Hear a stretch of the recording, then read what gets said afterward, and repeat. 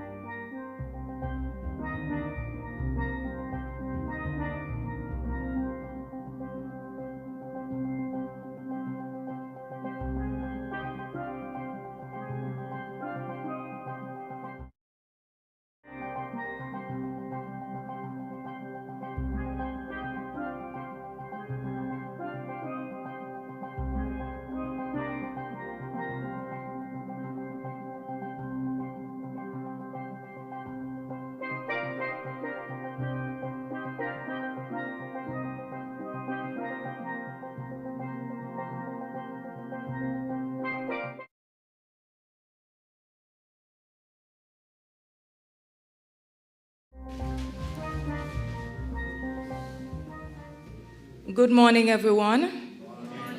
My name is Wendy Phipps, and I will be serving in a dual role this morning as your chairperson for this press conference and also as a member of the panel. Before we get into the main business of this morning's proceedings, I would like to bid you a warm welcome, each and every one of you, in particular the members of the local press corps. I recognize several of you here. At the same time, I also wish to acknowledge some special persons in our audience, including but not limited to former ambassadors and other members of the diplomatic corps, Mr. Sidney Osborne and Mr. Michael Powell. I also recognize distinguished attorney, Mr. Tony Ross, and of course our former cabinet secretary. And also we have a small representation from the various constituency groups who are carrying the banner of the People's Labour Party. The press conference that we are having this morning is starting a bit late due to some minor technical issues, but we are now ready to get going. We are providing an opportunity for persons to phone in or email questions. That email address has been actively in use for a number of days. plpcommunications@outlook.com, and of course we will be fielding questions live from within the room from the members of the press corps. Just as a housekeeping matter, I would like to request that everyone keeps their cell phones on silent or at least vibrate. If you have to make a call, we would prefer if you exited the room quietly, not walking in front of the tripods for the camera. And for those persons who would need to avail themselves of the washroom, once you exit the room and you're in the corridor, someone will assist you to where you should be going. Now, this morning's press conference is an opportunity for us, for the first time since the successful staging of the People's Labour Party's press convention, that was held in June, for us to interact with the media.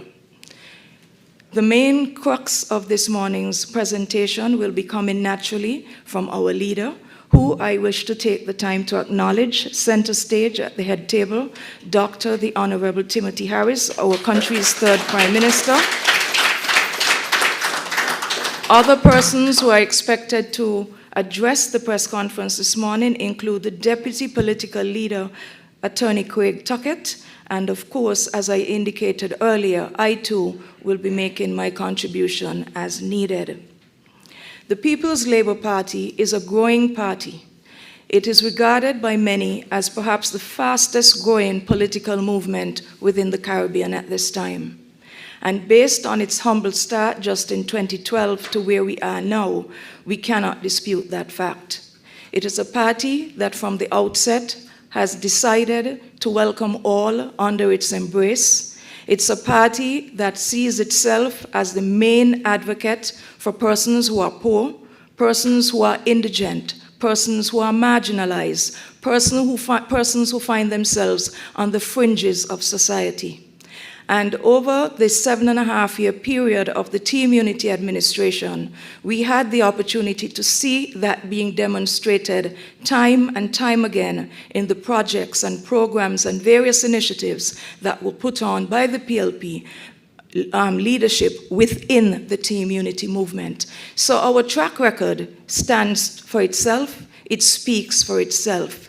It is a party that is sensitive to the needs of others, a party that recognizes that every citizen and resident of St. Kitts and Nevis has a part to play in the development of our country. Those individuals, all of us, make up St. Kitts and Nevis. It means that we do have a voice to speak, to say what we want, to contribute to development in meaningful ways, instead of having an old-fashioned, archaic style of politics that attempts to tell people what they think is best for them. The worst thing any country can do is to make decisions on behalf of a people without consulting them. It is the highest form of insult in any democracy. And it is for that reason why the People's Labour Party has taken this approach to development, welcoming all, being consultative, listening, and then acting for the good of all, not the good of some.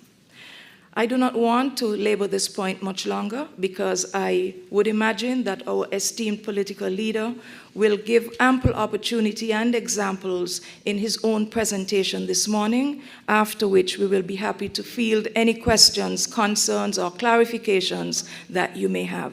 So I welcome you once again and invite to the podium the political leader of the People's Labour Party, Dr. the Honorable Timothy Harris.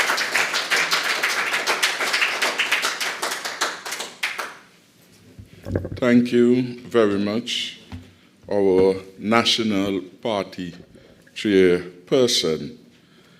I want also to welcome the other members of the party's national executive who are here, of course, join you in especially welcoming our friends from the Diplomatic Corps, Excellencies Osborne and Powell, of course, Kessie, Ross, our Cabinet Secretary, and all others who have taken the time to come and to witness this historic press conference in person. I especially want to greet and thank all who are tuning to this press conference. And those, of course, include not only those here, those listening via radio, but also those who are logged on in social media. Like you, Madam Chair, I am mindful that this is our first press conference since the hosting of a very successful 2023 PLP convention. I use this opportunity, therefore, to thank everyone who have contributed to the success of that major activity. And I congratulate all the members of the executive and thank them for coming forward to serve. The People's Labour Party has emerged from that convention bigger, stronger, and we are better together. The People's Labour Party is ready to serve the beloved people of St. Kitts and Nevis. Over the last 12 months, we have observed, analyzed, did our introspection and prospection. We have embarked methodically on a program to build out our party, as we indicated, bigger, better, stronger together. We have made substantial progress in this regard with the organization of the People's Labour Party in all constituencies and in activating the units of the party. We are meeting regularly, and various subcommittees are now active. We in the PLP are preparing ourselves well for the future. In a manner of speaking, the future is here with us. The stronger and safer future will be delivered by the People's Labour Party, working with all right-thinking people and entities. There is a need for an inclusive approach to governance that allows each person to make his or her contribution to the development of this, our beloved country. It is possible. Indeed, we may argue that it is an imperative that we work together for the benefit of our country, in spite of our political, religious, and other diversities. Our all-of-society approach helps us overcome an historic health and economic crisis in the past. That model of governance will bring the best results for our people and country. The PLP offers a new and contrasting vision of a successfully managed St. Kitts and Nevis. People living comfortably, having quality and affordable health care, affordable housing, regular supply of potable water, and clean energy, like solar energy. We envision the prioritization of national security, health, education, housing, good governance, strong economic growth, massive job creation, improved wages, and social safety nets that reflect our reality. We are committed to protect the poor, the low and middle income earners, and the differently abled in our society. PLP in government will certainly treat as sacred its commitment to the maintenance and promotion of the rule of law, basic human rights, democracy, inclusiveness, and of course, the eradication of all forms of discrimination against our people. And we will unify the people of the Federation in service of the common good for the benefit of all of us. We will encourage and support a vibrant and proactive private sector.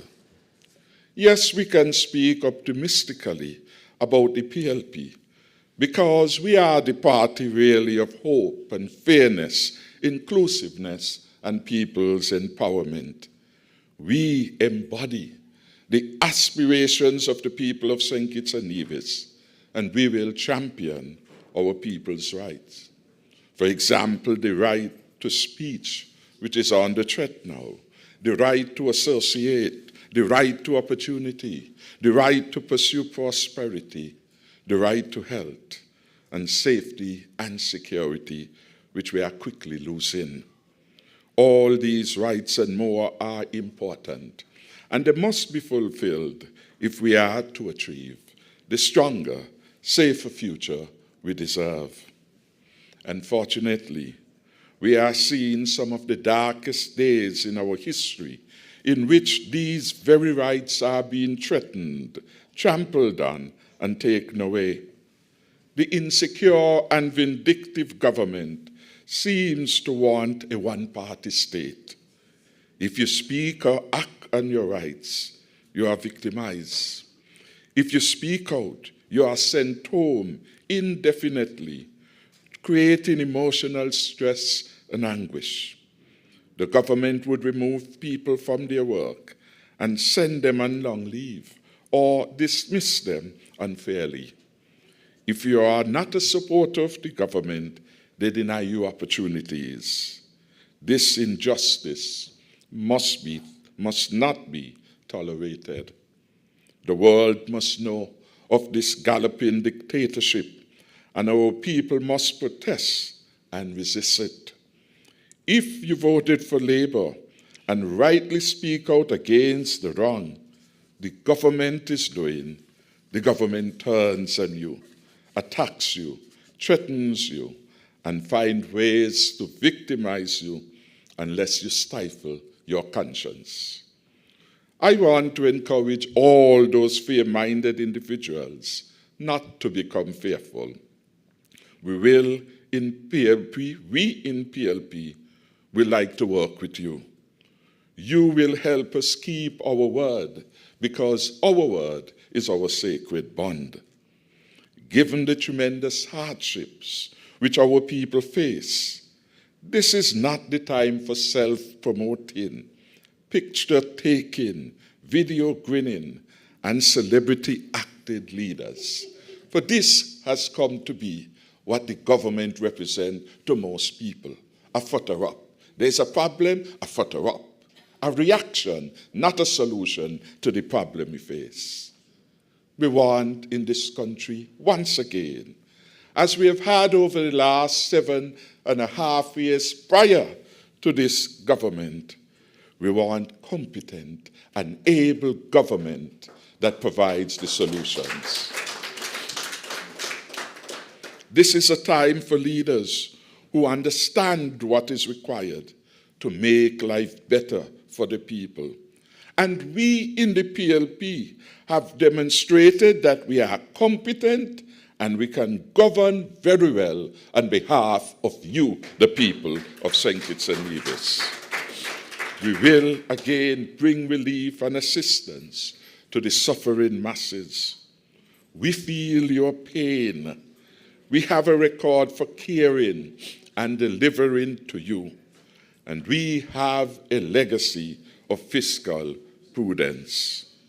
Yes, there are many issues confronting our country, many difficulties and challenges which our people face. In the eyes of many, St. Kitts and Nevis is going backwards. People are hurting. The economy is in a recession.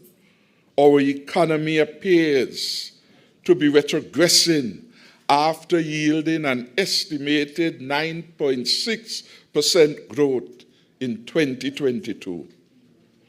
The country, the economy, seems at a standstill in 2023. If we listen to the voices of the people on the street corners, in their homes, at their workplaces, we will hear nothing is happening for the people. Life has become hard, dangerously coarse, and unbearable for too many of our people. The high cost of living hurts all of us, except the government ministers and advisors who travel so often that they seem to live in an alternative world to us here in St. Kitts and Nevis. That is why when the people complain that something needs to be done to ease the cost of living or contain and reduce violent crimes, the government and its apologists try to silence them. They do not agree that relief is urgently required. In fact, the present administration has, by its actions and policies, made life and living difficult for our people. And it bears the shame now of having created a new class of residents which some have referred to as the ultra-poor. People are being pauperized. People are facing some of the worst form of indignities in the country in a long time, perhaps in living memory. The administration has unwisely, in the eyes of many, dismantled the social safety nets left behind by your caring administration. The Poverty Alleviation Program, PAP, which was carefully introduced in 2018 and maintained every year, 2018, 2019, 2020, 2021, and continued up until August 2022. That program, which was intended to assist all our low-income families and vulnerable households, has now been politicized, and it is being dismantled out of spite. Thousands have been removed for no reasons. And while they are taking off people, almost all of them deserve to be there. They are putting on their own supporters. It is a model of government that we had rejected when I led the government successfully for 7.5 years thereabout. Every village, every community, there was a beneficiary. If you were in the strongest block of labor, you were there, and there in large numbers. You could have gone back to the old surveys of poverty in the country, find where they are, and see the correlation in the distribution of the PAP program. Just as we did with our roof repair program, we didn't discriminate against our people. We helped all those who needed help and assistance. What we did in the past, we can do better again. PAP was about really assisting persons on minimum wages who needed extra help to maintain a decent standard of living or earn close to a livable wage, as well as it was intended to help the old grand lady who was at home, who wanted to live, who wanted a sense of independence, who wanted to have some cash to buy her food, to buy her medication, and not rely on a grandchild or son or daughter anymore. She wanted her own self-respect and dignity. Poor but proud. Poor but a sense of her value and need. These were the people that the PAP program was intended to help. It was also intended to help the unemployed, because if you are not working, what manner of life would you live? And what did the majority of persons did with their PAP $500 per month? They use it to buy their medication, a good deed. Some use it to pay their rent. That is a good thing. Some use it to pay for their electricity bill, their water and food. And of course, there will always be some, the exception, who may not have used it for the intended purpose. But are you going to spite thousands because a few did not do the right thing? The answer is no. And we accepted that the program would be reformed. It always had been a question of timing. It was always been a question of the consequences for the economy when we remove the spending power from a mass of people who spend almost every cent that you give them. You're going to deflate the economy. Timing was critical. And indeed, when we went back to the people, we said we will reform it. But we said more. We said that we will increase it to $1,000 per month from September. We said that because I understood the economy. I understood where the money was going to come from. And I had millions of dollars available to sustain the safety nets of this country. That is why we didn't just say we will do it. We say when we will do it for the people. And that is how we manage properly, prudently, and with highest responsibility. In my view, it is regrettable that the present government has been denying the very people who need help the assistance that they deserve and which my government gave to them. Not that government gave them. The Harris government made it available to them. And when people say to the government and its officials, that can't be right.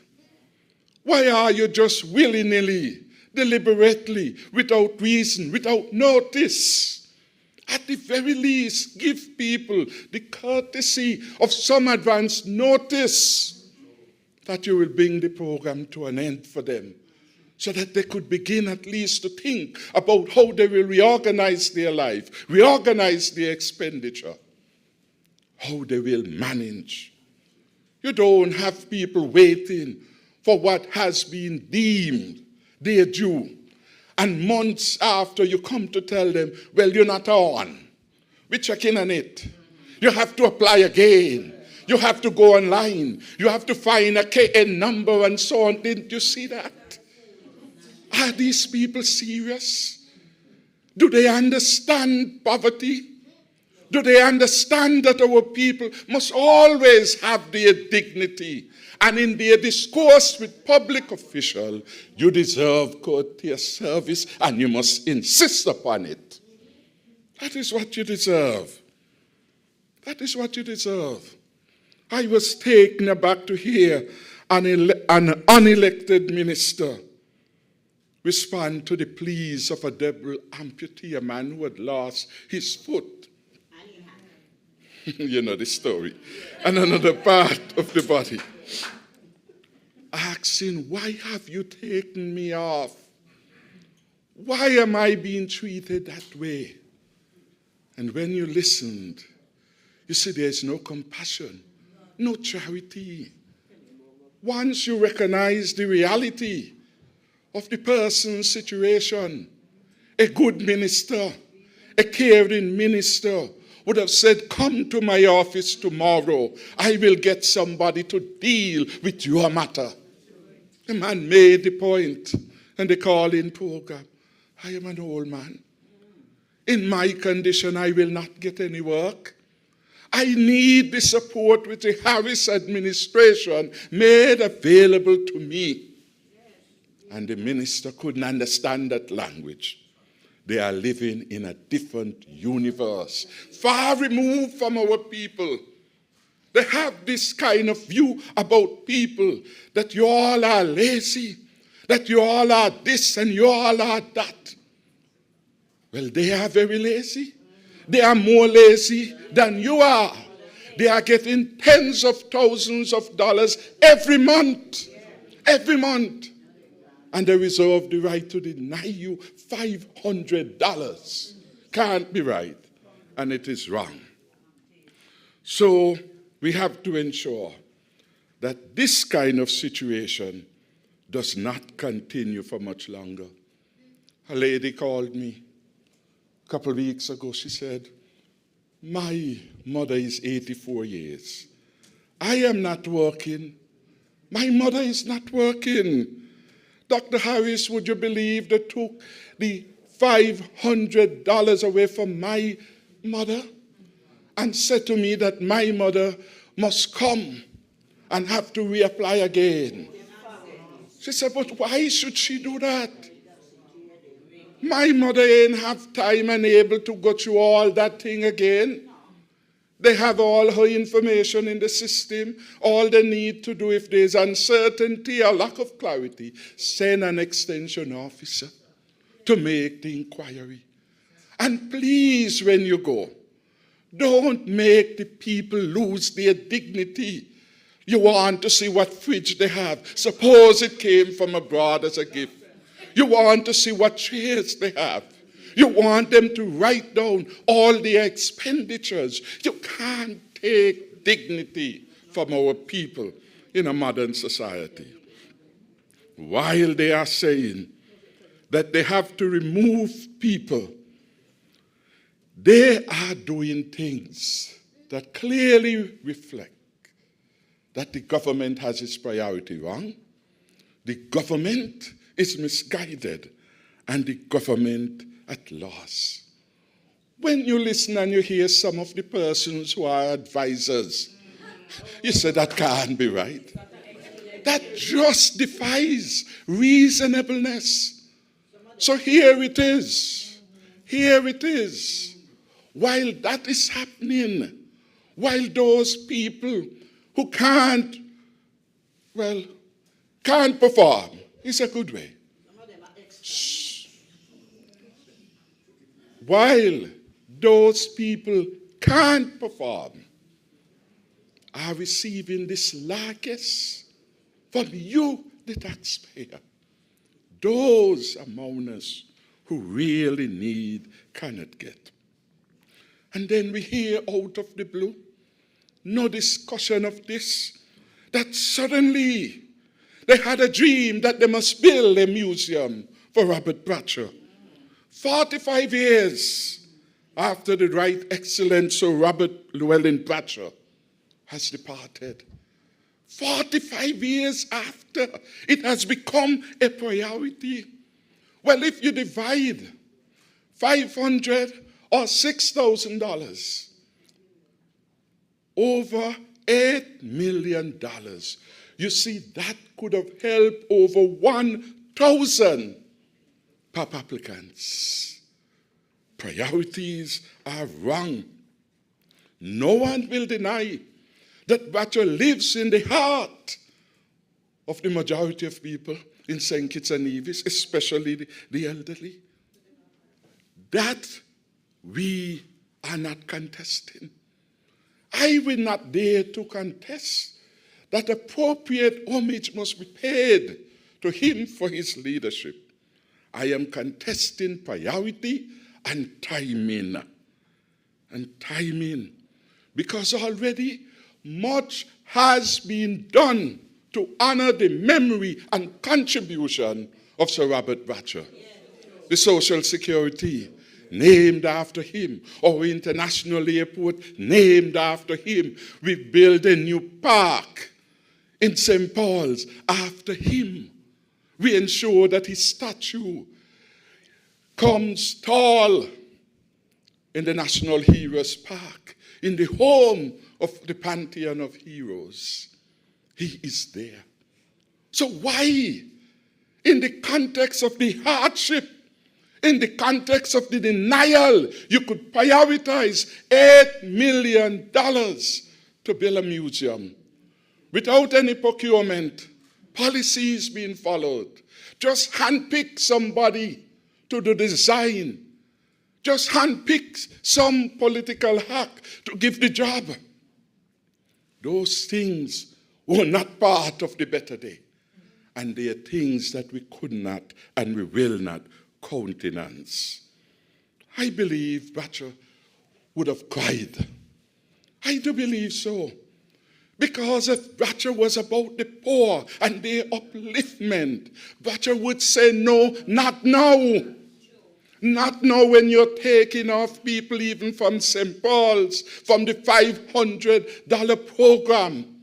You're going to spend $8 million. The construction of the Sandy Point police station and the court there and the fire there in Sandy Point. The Hall of Justice and National Security building in Sandy Point cost the country $5.5 million. They come to tell us a museum will cost $8 million. No bidding, no tendering. This unkind act, this corrupt act against the Treasury.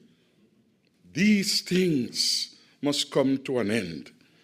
And we in PLP will condemn them We say, Bradshaw, who valued education, would have said not a museum costs $8 million when the children of Molyneux and Phillips and Lodge, who were going to a school that was gutted to the ground by fire, and we had accepted that it satisfied the requirement for emergency procurement to get the school back functioning so that the children can be back in a safe environment of which they are aware. Thank God we had the vision to have introduced the Explorers Club. Thank God we expended millions of dollars to create a headquarters for the children of that club to be able to meet and to go through a variety of learning programs. But the Explorers Club was never configured, never designed, never intended to house a school. And so right now the children, the teachers, the parents are weary. They want their children back where they should be, in Molyneux, at the Joshua Obadiah Williams Primary School. And we ask the government to get the children, the teachers, back at the prescribed school. The government priority is wrong.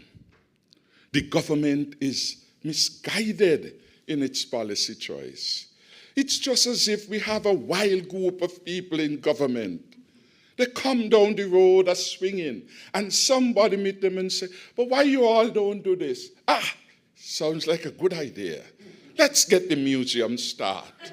And let's go up there and take some photo up. And let's smile alone while we are looking at the building. That ain't how you run the government. You must have a plan. You must have a plan based on certain reality. And the plan must be subject to scrutiny of competent people in the government and the Ministry of Finance in particular. The country is on a wrong track. Our peace program, which is now being copied elsewhere in the region. You have heard what is happening in other countries, Barbados and so on, was first and foremost a crime reduction strategic intervention aimed at enhancing the peace and security in our country.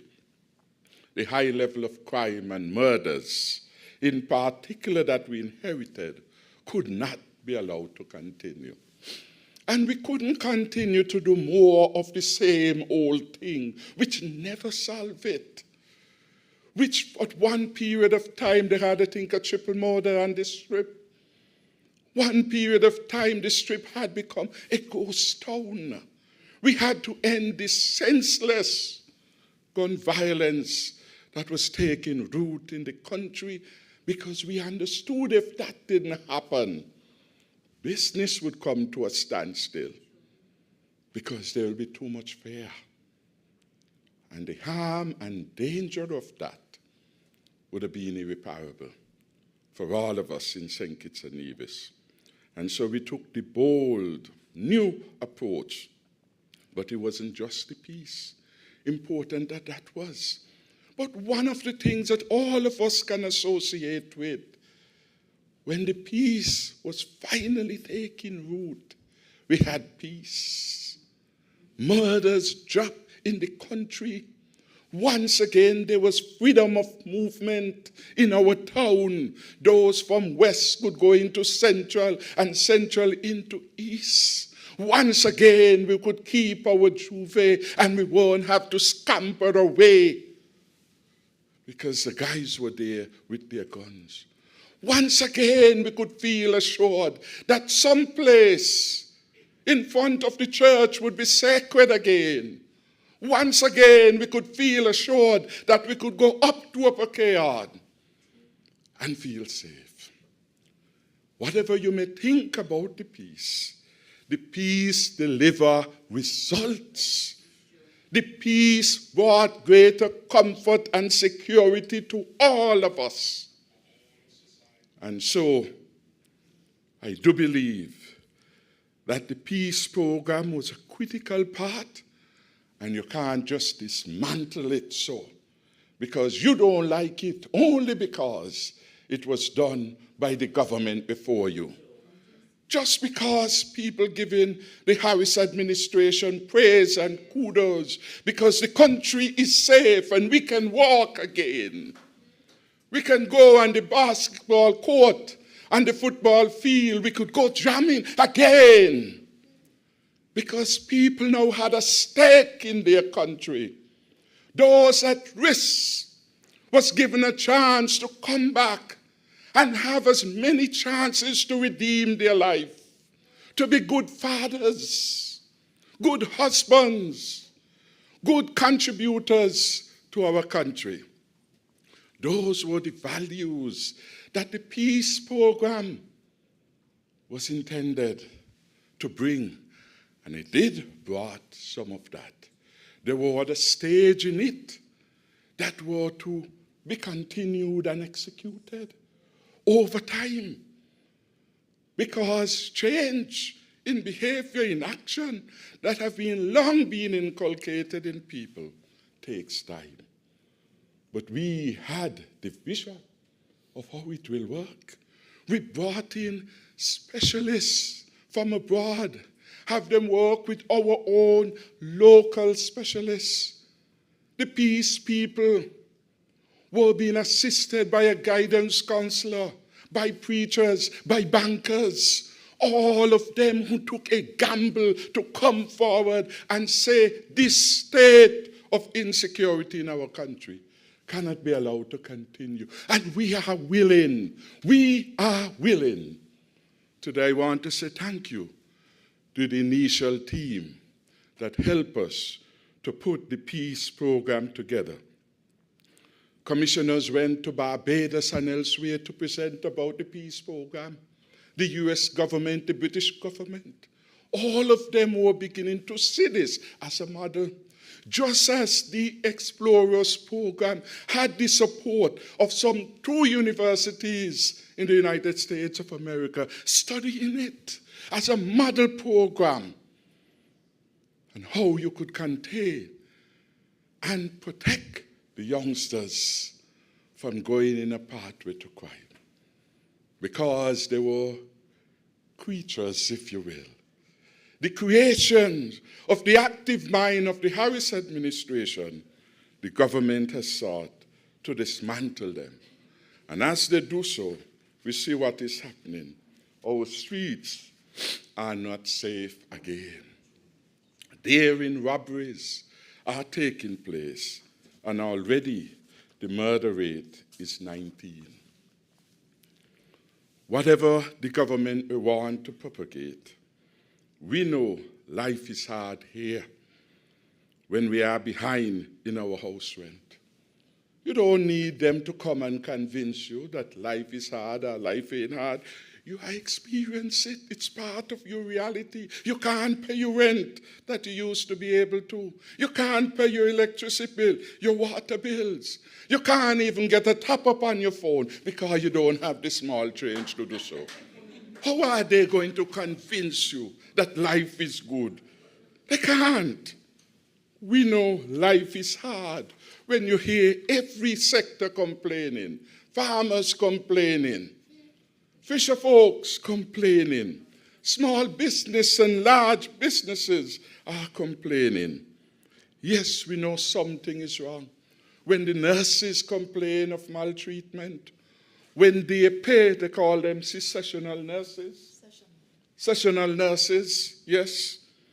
Their pay are being delayed for months, and in spite of complaints, nothing is happening right here in St. Kitts and Nevis. The government is unfeeling, and in my view, it is incompetent. And we hear even the disheartenment of their own supporters. One former civil servant, high-ranking, speak to the formation of gangs in the civil service, where the Jew administration is putting people against each other on the basis of politics.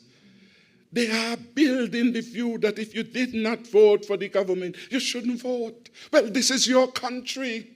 It is your tax dollars, your payment of your electricity bills, your housing levy and all of these things that is keeping the government at work.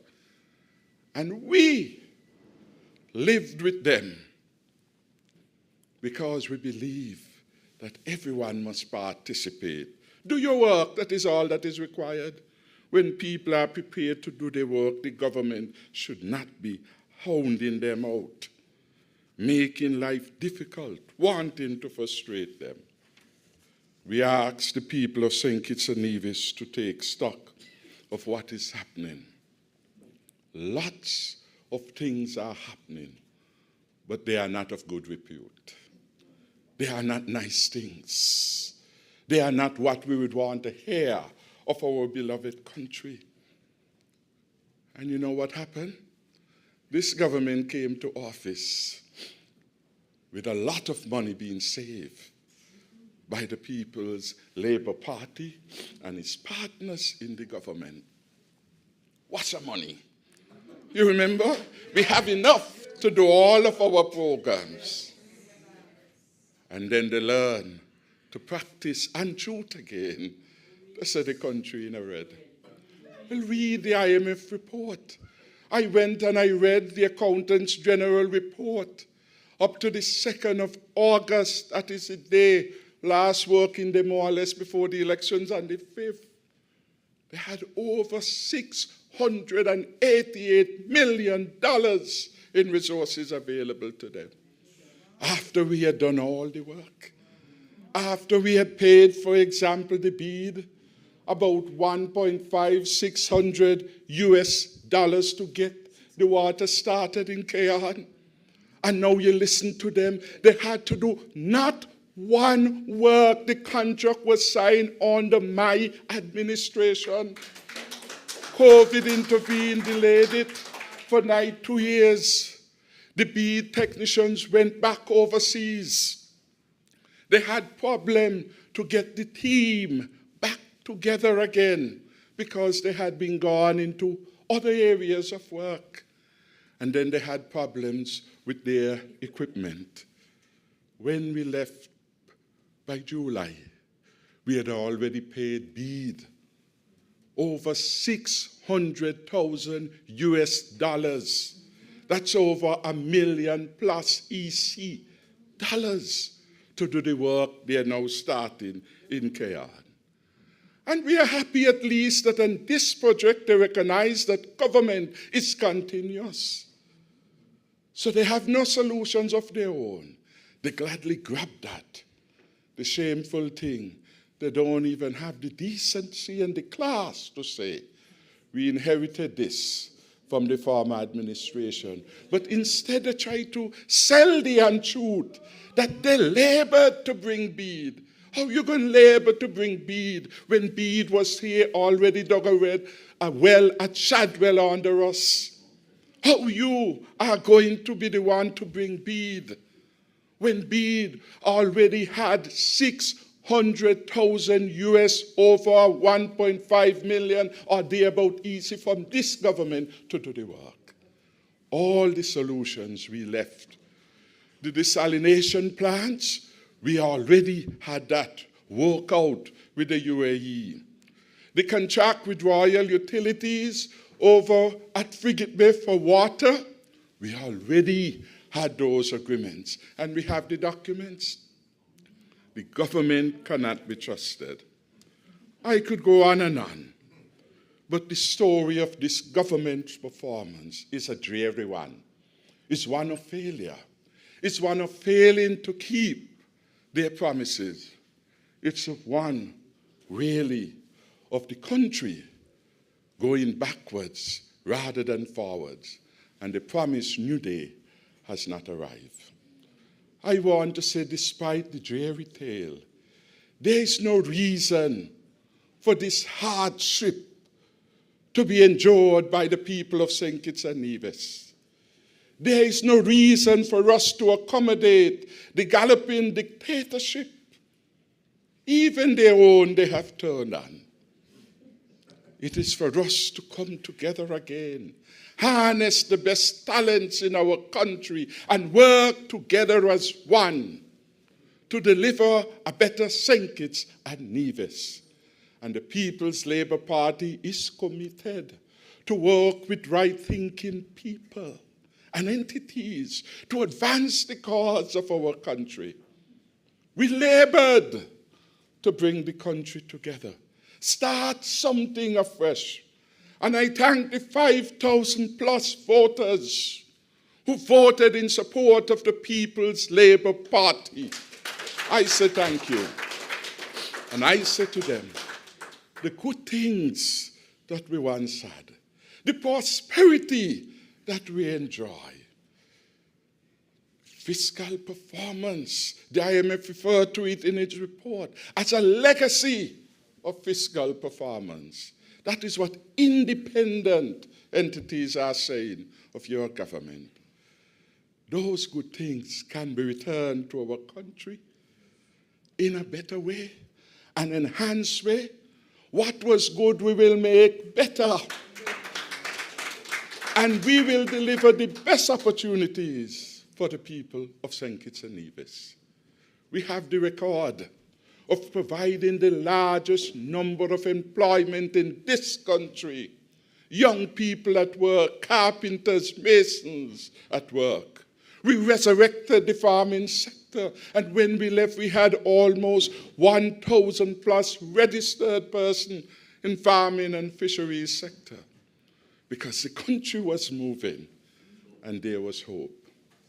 Keep hope alive, because the People's Labour Party is ready again to serve you.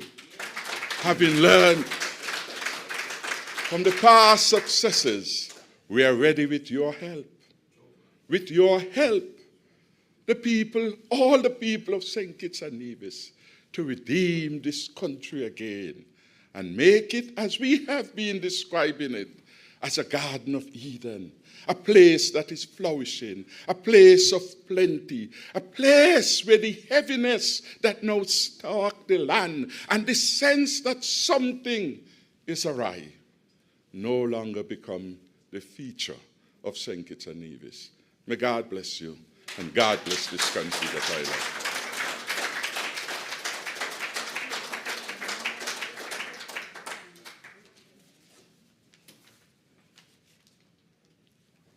Thank you very much, Dr. Harris, for that enlightening presentation. I am sure that the persons who are here in our audience for the press conference and those persons who are following us on the various media outlets, social media, etc., they got to hear a mouthful this morning.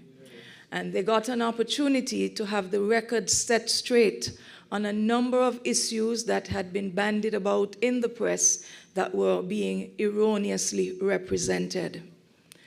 As I indicated at the start of the press conference, we would wish to give an opportunity to not just those members of the media who are here in person to ask their questions, but at the same time, we would have had questions coming into us from the online sources. And as I indicated, the majority of those online questions were coming in via our email address, plpcommunications@outlook.com. The leader, Dr. Harris, has momentarily stepped out of the room to address an urgent matter, and as soon as he gets back, we can get into the meat of the question and answer. However, if there are members of the media who would wish to have me document some of those questions, oh, he's right back, you can go straight ahead. I would wish that when you ask your questions that you stand, take the mobile microphone and identify yourself with the media house that you represent before you ask your question. Thank you.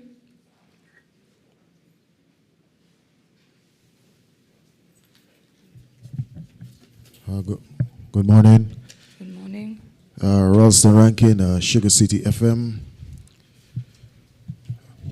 Honorable Dr. Harris, in your opening remarks, you spoke briefly on the PAP and the peace program. One of my questions, the poverty program, which is the POP program and the peace program, were two programs introduced under your government, and it was a successful program. But the present government is saying that it was not sustainable. So I would like for you to shed some light on that. Another question. Attorney Garth Wilkins recently made a case for the increase in salaries of ministers. What's your view on that? And was there any specific reason why there was no specific increase given to the minister's salary under your team unity administration? I have some more questions, but I'll come back later. Okay, thank you very much for those questions from Sugar City FM. Do you want me to repeat those, Dr. Harris? No, I got okay. Pages. Okay. I'll probably take a few more. Okay. All right.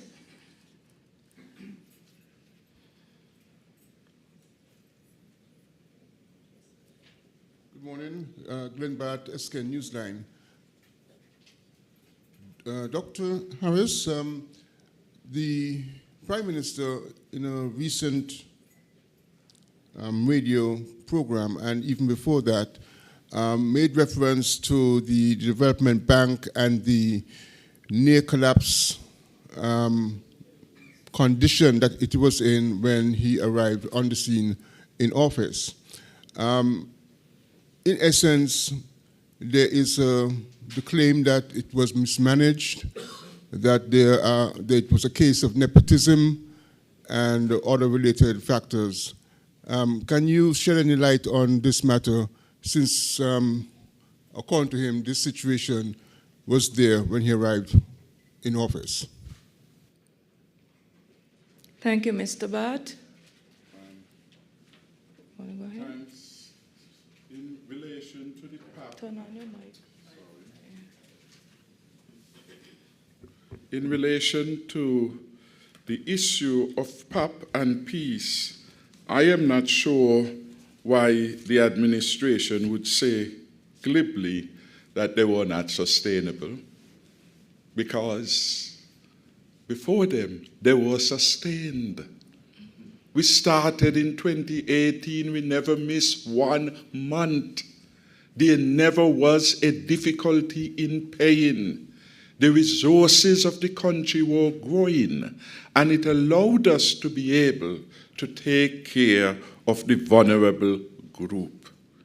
Indeed, when you look at the situation, 2018, we started the PAP program, continued in 2019.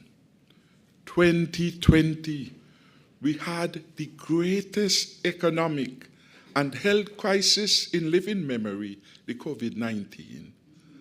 And I didn't have to stop paying. And we went through 2 years of COVID-19, spending over $200 million to give people their $1,000 a month, give families with disabled children some $600 a month, give the drivers, and we have one here, of public transport $400 to assist them to meet the costs. In the darkest hour of the world, we were able to pay every payment that we were committed to on the PAP and for the peace. And importantly, I never borrowed 1 cent, not 1 cent, to make this payment, because we had, as a result of the legacy of prudent fiscal management, had a substantial buffer. Indeed, when you read the IMF report, it said St. Kitts and Nevis entered the pandemic with the strongest fiscal buffer in Latin America and the Caribbean. So we were able to sustain that in the worst of times. How come suddenly it can't be sustained? How come it can't be sustained when in 2022, according to the budget, we were going to get a bonanza, if you will, in CBI collections into the country? $678 million from that one particular program. And in 1 year, and the government comes to say that they can sustain a PAP program. Multiply what PAP was. $2 million a year roughly. 2 million plus. A month, $500. Deploy it again, Wendy. It was no lot of money to lose sleep about. And then you had the question of timing. How do you, in a period of PAP, going to be taking off people when all the fiscal advice was that do not be too quick to remove the stimuli given in the economy, or else you will put your country back in a recession?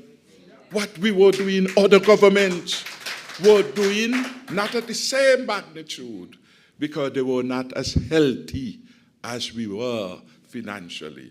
So I don't buy the argument. Ask them to give you the list of all these advisors they have abroad and here. Ask them to tell you how much they are being paid. And when you do the arithmetic, you could see that their priorities are wrong. They prefer to spend their money to buy the political support than to provide support to the vulnerable people in the country. And I want to make the last point, which we have made very publicly, that all these programs were new programs. And over time, as we learned from their implementation, there will be things that we would have improved. We say publicly that we will reform them, that we will make them better, etc. We just needed to get out of the difficult period where people were experiencing the difficulties of COVID-19 and the economy around the world. But we held faith with the people. Never once did we stop. Never once did we stop, for example, providing budgetary support to the Nevis Islander government. In the worst of time, if we could sustain it, why can't they? The economy is now open up. Why can't they? And so that is the question that you must put to them. I don't like to comment much on what the Attorney General says, because sometimes you wonder why the Attorney General speaks on certain matters, why he becomes the face of the government, why sometimes he appears to be speaking out of turn. Well, I work all of my adult life, most of it, 30 years, with the government. And I was satisfied with what they paid me. Could have been better. And I will not argue against people being appropriately paid. But the government ministers are the servants of the people. Servants of the people. And before they look after themselves, they must look after you. You didn't ask them. They promise you that they will give you $500 minimum wage. They must fix that before we could begin a conversation about them. Them just come. They are supposed to be intelligent job seekers. They came to you for the work. They ought to have known what the pay was indeed. They knew. They said it was okay. And now while you are suffering, they have the heart to tell you that they want an 85% increase. You ever hear anybody in the world get 85% increase? So how much they will give you? And that is my response to this. Everyone ought to be treated fairly. Right now, the regular minister getting about $13,500. You understand? The prime minister getting up to $17,000 and more. And I got since they gone in, they carry up the pay for traveling. So each time they travel, that is why every week one of them gone. You understand? One of them leaves the country because they want to pocket more. They don't know what is happening here. And I am saying the priority again is misguided. Fix the situation in the economy. Restore the economy to good health. Restore the economy to good health. Good health. Look after the ordinary people who can't pay their bills. Look after them first. And then we must put their pay, link it to their performance. And for the time being, they're performing badly. They're performing badly. So how we are going to reward them? 1 year. How will you evaluate their performance? You are suffering. You are suffering. You can't get $500. But they are asking us to give them another $8,000. It's 20-something thousand. 85% will mean for them. Could you sustain that? But you can't get $500. You can't get relief to buy your children's uniform.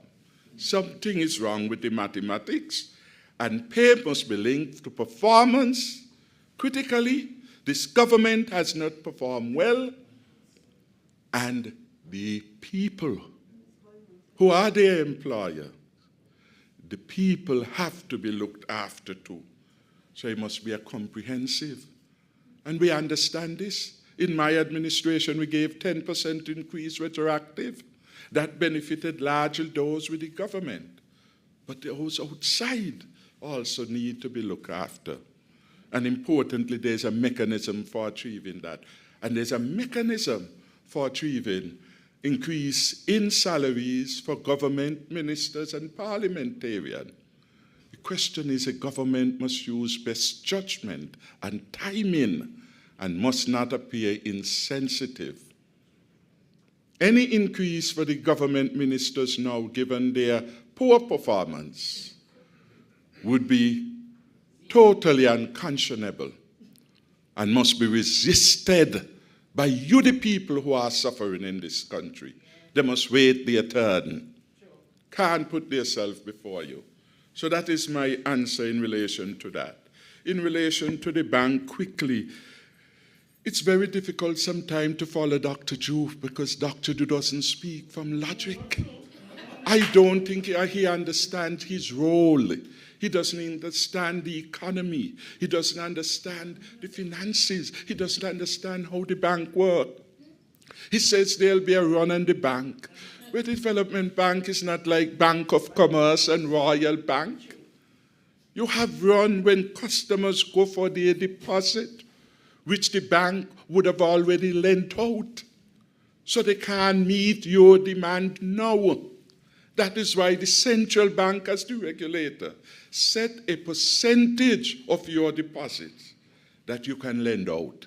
They call it a prudential guidelines. Once you lend more than this, you put the bank at risk. Development bank, not like that. People may put up certain deposits in support of their loan and so on, but it is not a deposit bank. So nobody could run on the bank. They go to the bank essentially for loan. A lot of us have a little bit of money in the bank, but we ain't getting a loan from them. There's a difference, and Dr. Drew doesn't understand that. And he certainly does not understand that development banks everywhere were created to provide support to the unbankable class in the country. The farmers. Ambassador Powell was there when the Development Bank was formed. It was the farmers. It was the parents who could not go to Royal Bank and Barclays Bank and get a loan to put their children into university, because the banks wanted what we the poor people didn't have. Collateral, land and house and life insurance, which we from the poorer class never really have. When the government denied me an opportunity to get my economic costs paid, I went with a professor, came all the way from Jamaica with Constantine Richardson, then the resident tutor, and he said to, I think Hector it was there at the time, this young man is too bright to be left here. We have to provide him with support. I couldn't get to proper surety. My mother wasn't working. It was my brother, who was a policeman, God bless him, who signed for me. And the CEO of the bank said, don't worry yourself. I understand the situation. I will accept that. If it was Barclays Bank, I wouldn't have gone to university. That is what development banks were intended to do. And the Development Bank in St. Kitts and Nevis has the distinction of being the largest provider of student loans in this country. They deserve a round of applause. The Development Bank has the distinction of being the largest provider of mortgage financing to people in this country. And the Development Bank, as a government wholly owned entity, is responsible for pursuing policy decisions on behalf of the government. And some of them are risky, because when you are lending to a vulnerable class, your exposure will be greater. When, for example, there was COVID-19 and the central bank said to the banks, give a little relief, we asked the Development Bank to extend the relief longer than that mandated for the other commercial banks, because we said it must be in sync with the compassion of the government, and we wanted to provide relief. Any debt incurred at the Development Bank would have been for these things. People, and we all know some of them, they get their loans, they go away and study, they don't pay back the bank because they figure it's government. And once government is in it, people figure that it should be easier, and they do not always act the way we would like them to do. He talked about millions of dollars. Well, he must ask how much of that was for housing, how much of that were for other programs. And indeed, it was a consolidation of many types of loans that the government itself asked the Development Bank to sustain long before Team Unity, because the bank was formed, I think, since the 80s, if I'm not mistaken, and been doing these things. When Dr. Joe attempts to create a scare or to scandalize somebody, it tells me he is out of his depth. He doesn't understand the realities of the very organization. When he says he stabilized, what does he mean? Is this a one-man show or 10 man in one? How can he, as an external party, stabilize the bank and not the board of directors? And what did he do? He transferred some $10 to $15 million that our cabinet had approved for the Development Bank, because where would the government bank get money? From borrowing and on lending at a higher cost than that for which it borrowed. That's how you get the money. Or your shareholder, in this case the government, invests money. And we, the government, had secured, for example, Fresh Start funds, some $5 million to the government of Venezuela, put it in the bank for the bank to help ordinary people get their businesses started. So there's no stabilization necessary in relation to the bank. It's just for the government to do its duty as a shareholder of the bank, as the entity that would have requested the bank to pursue certain socioeconomic policies. And then you ask yourself why he chose Development Bank, except for politics. Why doesn't tell you what NHC owes and to whom. When we were there, we had to transfer millions of dollars to stabilize National Housing Corporation, and he's in charge there in many ways. We had to stabilize Casper. Every one of the government entities were given millions of dollars by our government during the period of COVID. Well, solid waste couldn't pay their bills. It was the government that was paying them. So all these entities are in debt, and the debt of and by itself, to me, is not a matter of worry. It's a question of whether or not the quantum of debt is sustainable and that the entity has a reasonable basis for making good or to secure the financing. Dr. Drew must understand that he has a bigger role than playing politics.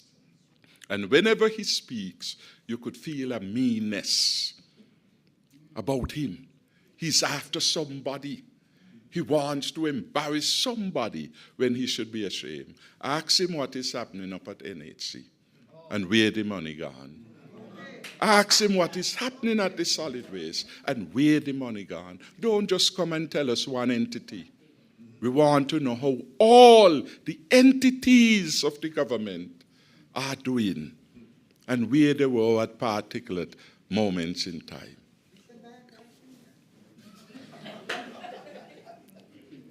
And the nepotism, again, I don't even want to go there. For the record, all of my relatives were appointed by the government before me. They are in their jobs for years.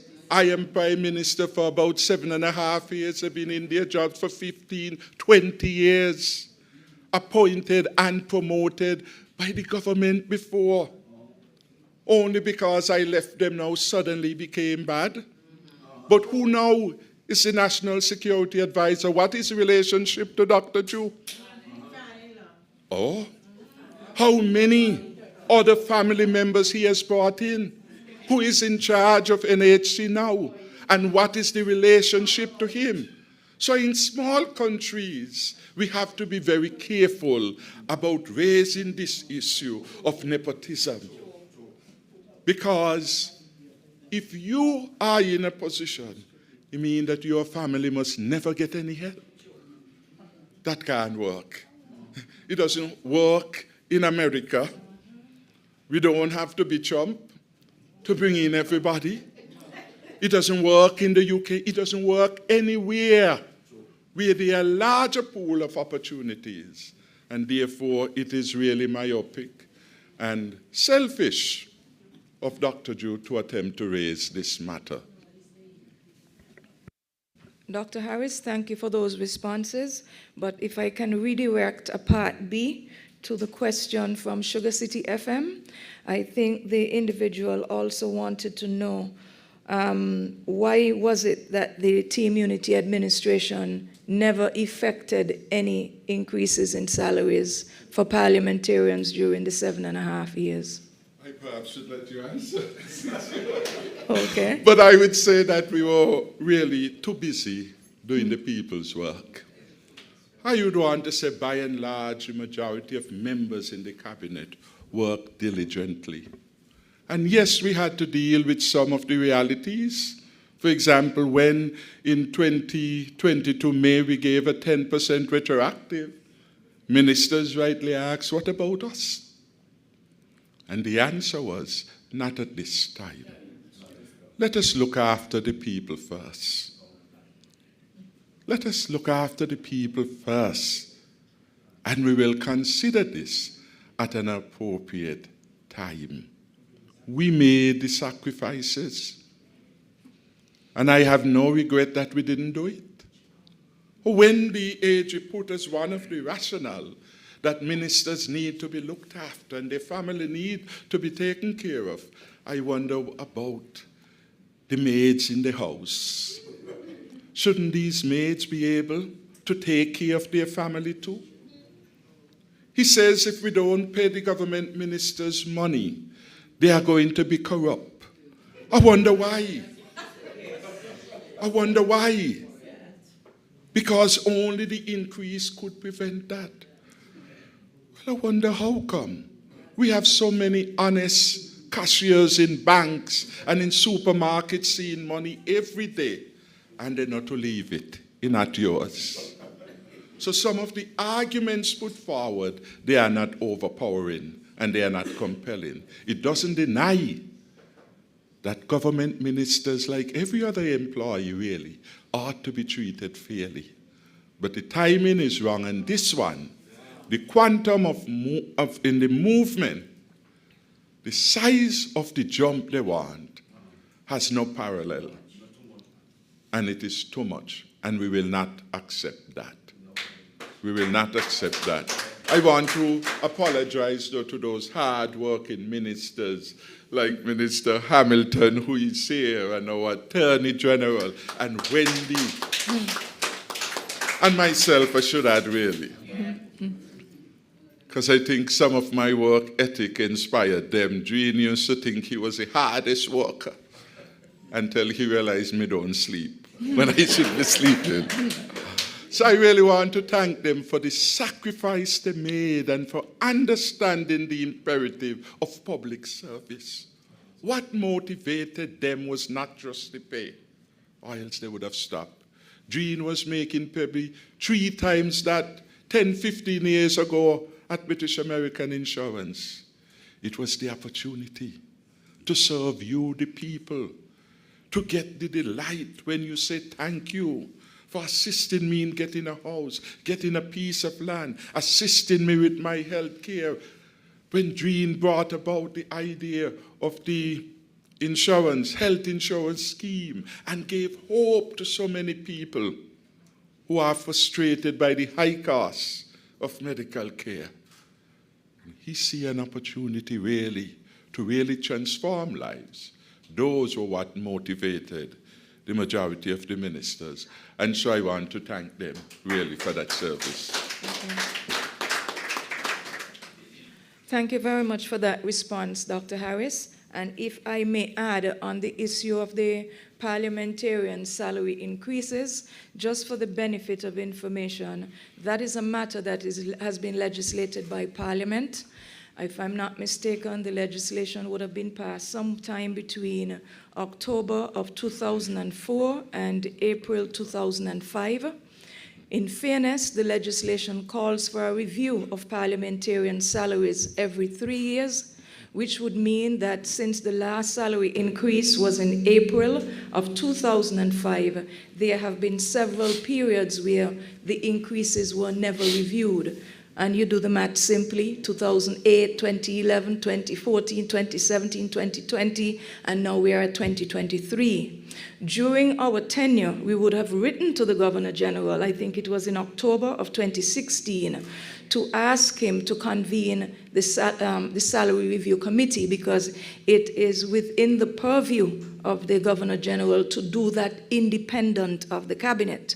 And in as much as that Salary Review Committee had done its work, any member of the Team Unity Cabinet can tell you that none of those initiatives would have been acted on. As a matter of fact, I think besides the Prime Minister, no member of Cabinet even got the chance to see what those proposals may have been, because it comes back again to what Dr. Harris said earlier. It's an issue of timing.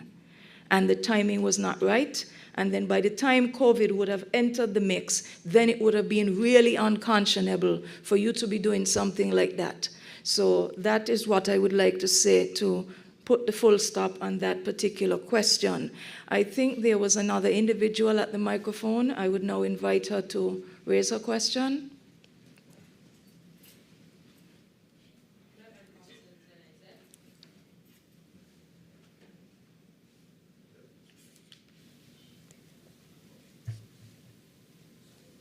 Mervan Thompson, ZIZ.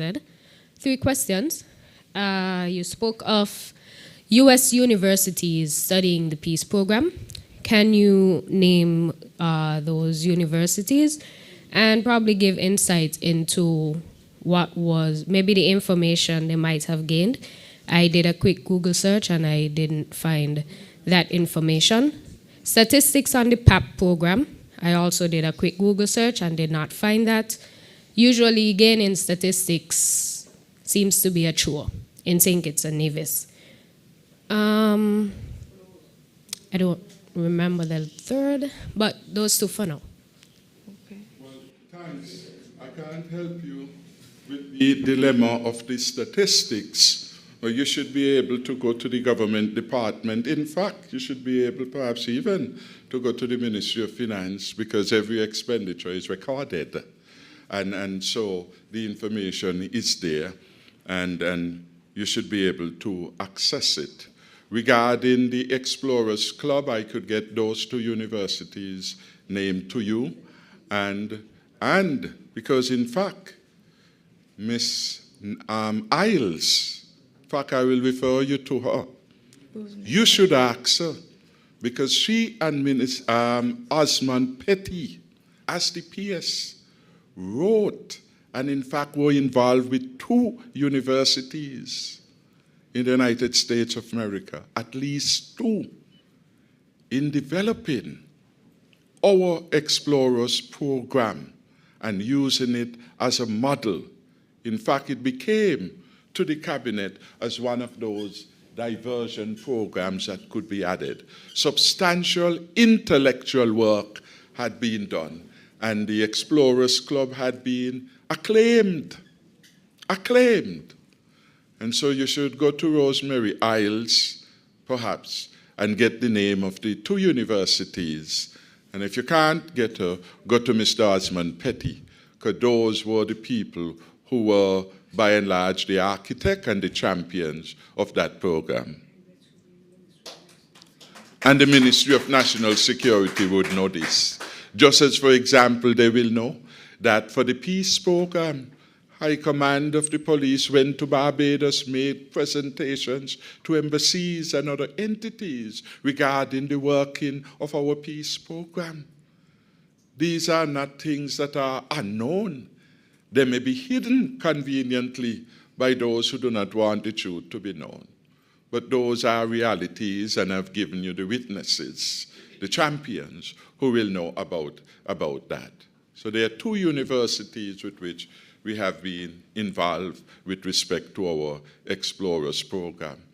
Indeed, for the work on Explorer, Rosemary Isles gained recognition from Her Majesty. Just recently, I think it was one of those programs that had been recognized, which means there had to be documentation about these things. Okay? Strong support we had. And I will tell you more. At least 1 embassy provided support of equipment for the Explorers Club based on the research and the knowledge of the quality of work that had been done. Thank you. If I may, Dr. Harris, add a bit of a note to the second question I think Ms. Thompson raised, and it had to do with the statistics for the poverty alleviation program. Am I correct? Did I capture it correctly? Yes. Okay. I cannot speak for how statistics is documented now under the Dr. Jew-led administration, but what I can tell you that when it comes to the poverty alleviation program, that program was based on the several factors. One, the country poverty assessment that the St. Kitts and Nevis government would have just begun entering into in the early part of 2017, led, of course, by the Ministry of Sustainable Development. And, of course, naturally, if anybody is paying attention to these sustainable development goals, the very first one that you look at is zero poverty, followed by zero hunger, and you go right down the line till you get to all of those particular goals. So the poverty alleviation program would have been led naturally by the ministry responsible for the attainment of the goals. By extension, it is for that reason why when the original data collection exercise was done to determine who was eligible for receiving or benefiting from the poverty alleviation program that would have begun in December 2017, it would have been that same ministry because the statistical unit is housed in that ministry.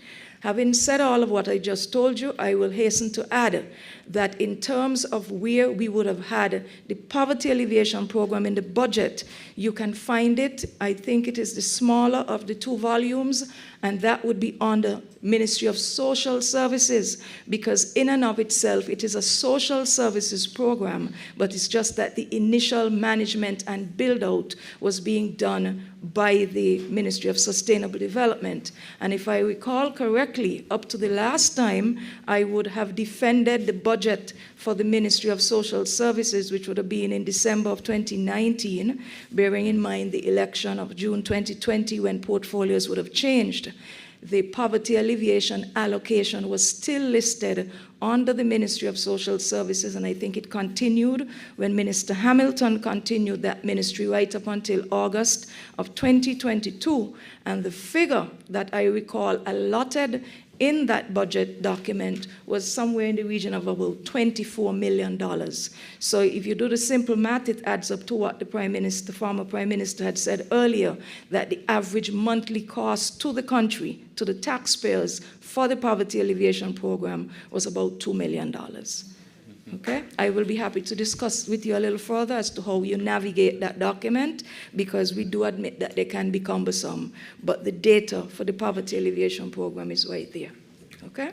And just to add very quickly, one of the reasons why this program ended up in sustainable development was because of the leadership that Beverly Harris, then PS in sustainable development and former chief statistician of the government, was to play in the design of the program, having regard to her lead role in the poverty surveys and conditions of living that had been done and the need to link that together. So it was largely for the statistical support and the experience in that department why it became linked with that department, and it was intended over time that it be transferred to social services once we had got the database and everything running well. So the statistics are there, and what I would say, there can be no payment from the government unless formal documents are presented by a line ministry to the Ministry of Finance and then down to the Accountant General. So the government should be willing to give you all the information. After all, they promise a better day.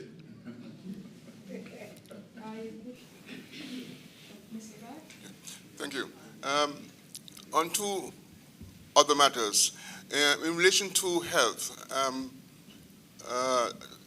can you comment on the condition of the JNF General Hospital, its management, its services, its level of customer care, that kind of thing, prior to your demitting office in the 2022, after the 2022 elections? And secondly, with regards to renewable energy, there was this groundbreaking ceremony in regards to a company called La Clanche. Can you tell us what was the status of that particular project when you demitted office, and what were the follow-up sequences of events that should have taken place after the elections of that period? Okay, thank you very much, Mr. Bad, for those two questions. Dr. Harris, do you wish to start? Well, you were the Minister of Health for that period of time. With respect to the latter part, I would say what Mr. Bart needs to do a sample interviews of the nurses and the doctors at the hospital, and you will get firsthand where we're at in terms of health care. Listen to the concerns being expressed by the people to get an understanding where we are now. Go to Mary Charles and find out what is happening to the pharmacy and for how long that has been closed.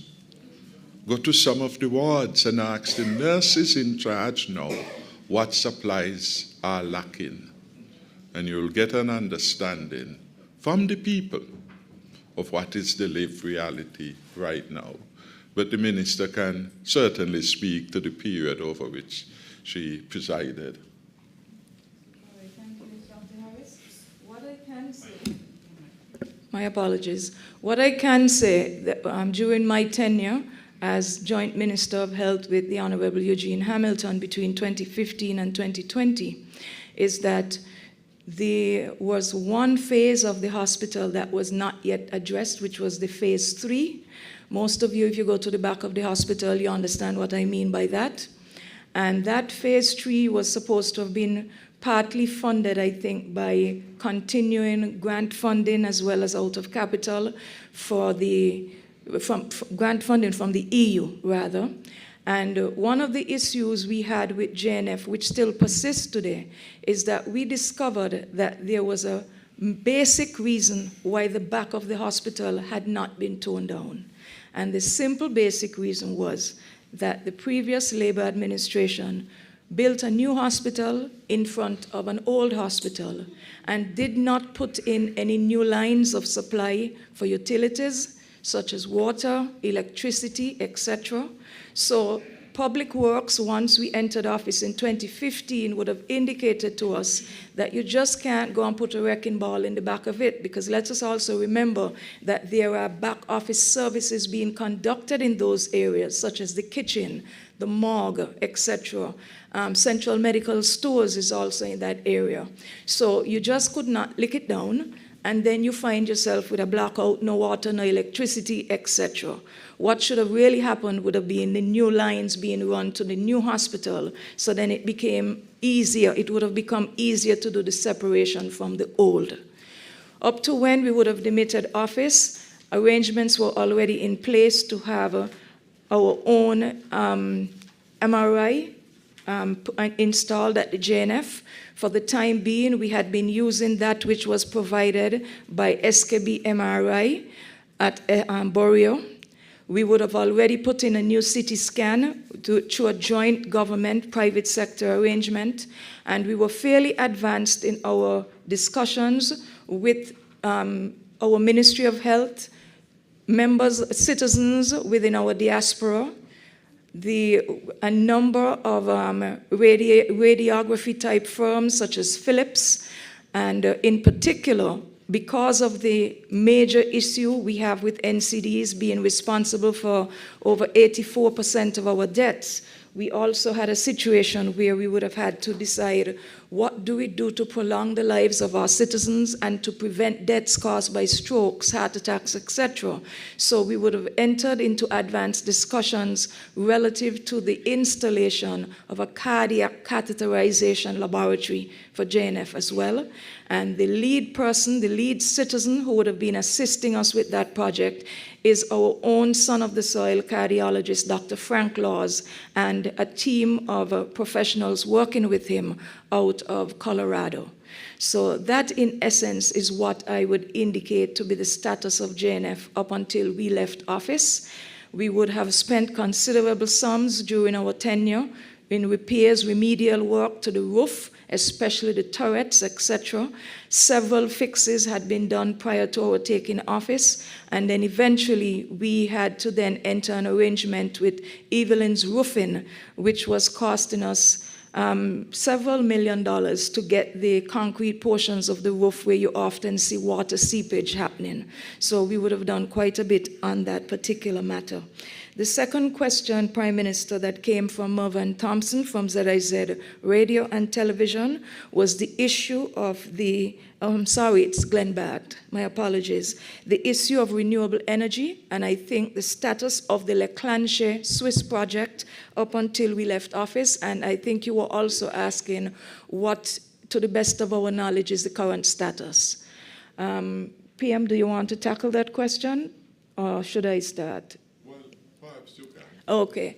What I can tell you is that the government would have entered into an arrangement with Leclanche, a company backed by the Swiss government, to bring a renewable energy plant along the side of the road going up to the King Collins Highway.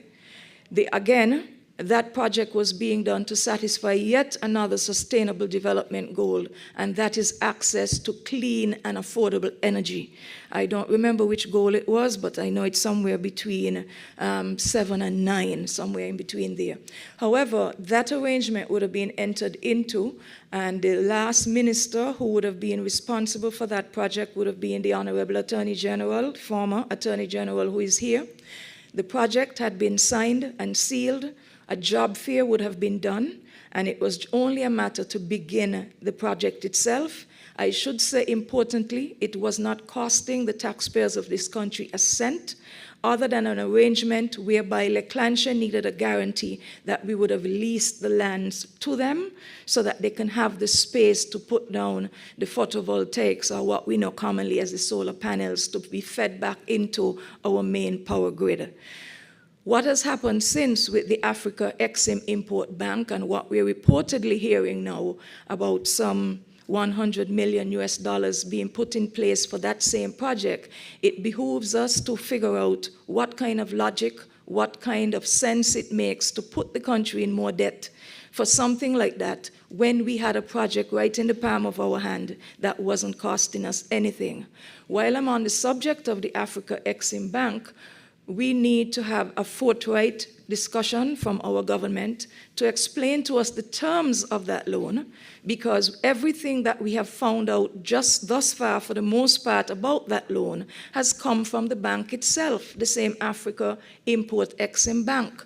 Had they not said, based on a meeting I think that some of the heads would have attended in Barbados some months ago, we would not have known that such an arrangement had been entered into. We do not know the terms of the loan, what it's costing us, how long the people of this country will have to be in debt over it, how soon this project will get off the ground. But meanwhile, what we are seeing is quite a bit of insensitivity with persons who are already financially strapped because of being struck off the list when it comes to the PAP, because of the high rises in the cost of living, who can't pay their electricity bills, but you're being notified, pay up or we cut you off.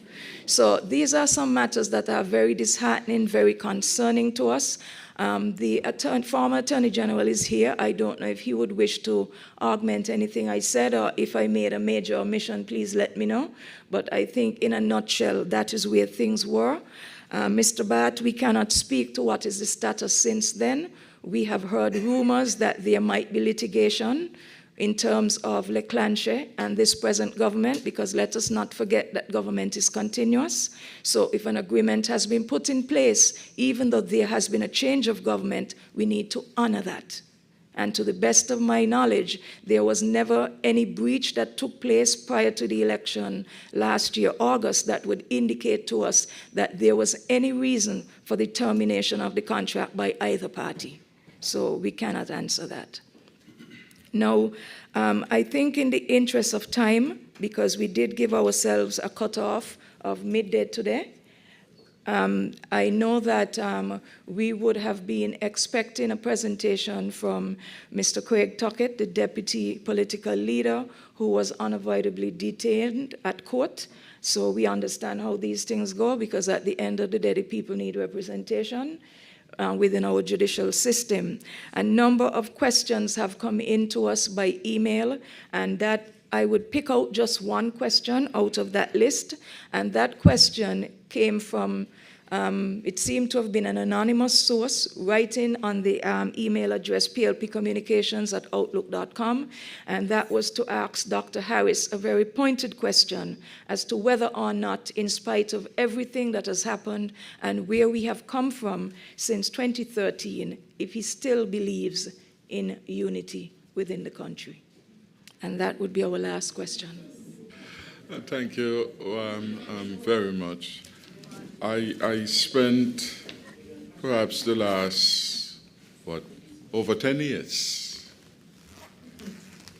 in an effort to bring a new way of doing things in St. Kitts and Nevis, bringing our people together in unity, because I believed then and believe now that unity is the best way of organizing our society, bringing all the people together. In my opening statement, I also did say that the People's Labour Party is committed to work with right-thinking people and entities to advance the cause of St. Kitts and Nevis. More than ever, we need to, especially at the level of government, take the lead in inclusiveness. And despite the challenges in the working of the Unity Administration, which came, unfortunately, in 2022, the country knows that that administration, which I had the distinct honor of leading, brought the best results to the people of St. Kitts and Nevis. For the sake of the country, we must ensure fairness. And fairness will be best realized when we open our tent broad and wide. As the PLP is saying, we welcome all. All our citizens, irrespective of their political and other positions, must be able to share, must be able to contribute to nation building so that our country can be stronger and better for it. I led that administration with PAM, with CCM, with PLP, and with those who are non-aligned. And our tent is open wide to welcome all of us who believe in the dream that a future St. Kitts and Nevis need not be divided based on partisan politics. That we have to continue in a stable way, respect the differences of our people, but give them the opportunity to contribute. And so I think that is still part of the way forward for our beautiful country. Everyone must be allowed an opportunity to earn a living. Whether they support you or not, many didn't support me. I allow them to work the civil service at the highest level, remain literally untrained. Same financial secretary, same chief personal officer, and so on and so on. I found that they were professional in their work. I said this of Tarfrida Rochester of our Lord. I said this of the financial secretary. And the country benefit from having that objective advice. I do believe that the success we had in 2020 in winning 9 seats was due to the fact that we were so embracing and inclusive. So that persons who would normally not voted for PAM or Labour, those traditional parties, found a home in the concept of unity. And the Nevis Island administration that had been impoverished on the past Labour administration, the check will bounce one Wednesday. Today is a Wednesday, I think. They were able to receive a bonanza. Budgetary support was never part. We introduced it. Vance and I started that, and it continued. And we made available over $500 million to the people of Nevis, to different avenues, directly to the government. We had a PAP here, they had a PAP up there. They had a piece up there with their own people managing it. We had one down here. And so these, I think, are the good things. And I think somewhere in the Bible, Ambassador Osborne, you remember, unity speaks to unity. And so we must dwell in unity. And I think I'd want to end on that we will continue to dwell in unity. Your Labour, come join us. Let's dwell in unity. Your PAM, come join us. Let's dwell in unity. Your NRP, your CCM, come join us. Because we are committed.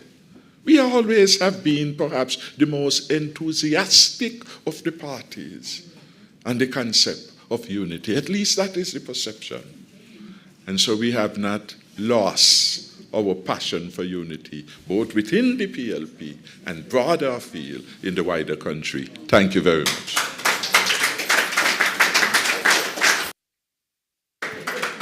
Thank you very much, ladies and gentlemen, for joining us at this first press conference of the People's Labour Party following the convention in June.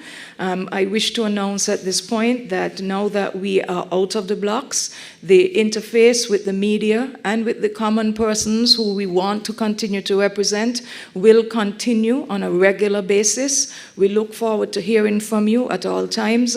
We would welcome the questions that you will keep bringing towards us. We wish to thank the various media houses that decided to join us this morning. We thank you for your presence. We thank you for your questions, and we thank you for the role that you continue to play in educating the public on the matters that are of relevance to them when it comes to their own development as human persons who deserve to live in dignity, as well as to be partakers and players in the development of St. Kitts and Nevis. I also would wish to thank ProVideo for providing coverage to us here today, for the St. Kitts Marriott for the accommodations that have been put in place, as well as the internal committee that would have made all of the other logistical arrangements possible this morning. We are now in the afternoon, so I bid you a very pleasant Wednesday afternoon, and thank you for joining us. Have a good day. And especially, I want to say thank you, especially to thank all of you who came in person and added value to this press conference. Show the deep interest, and the gathering here has come from all walks of life and all areas of the country. Thank you very, very much for coming and being part of this historic press conference. God bless you all.